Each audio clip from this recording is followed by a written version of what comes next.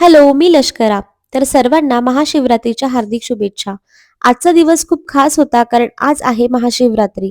तर आज आमच्या दोघांचाही उपवास होता.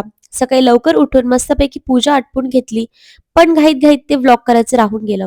संध्याकाळी आम्ही दरवर्षीप्रमाणे सूर्यमुखी नवसाला पावणारा महादेव मंदिर जे की बिबवेवाडीत आहे तिथे दर्शनासाठी गेलो. महाशिवरात्रीला इथे येणं आमच्यासाठी एक परंपराच झाली आहे कारण लग्नानंतर आम्ही दरवर्षी इथेच दर्शनाला येतो. मंदिरात खूप गर्दी होती पण तरी सुद्धा गोंधळ किंवा त्रास जाणवत नव्हता. सगळेजण एकदम शांततेने आणि भक्तिभावाने दर्शन घेत होते. त्यानंतर आम्ही मस्तपैकी पूजा थाळी घेतली आणि पूजा करून घेतली.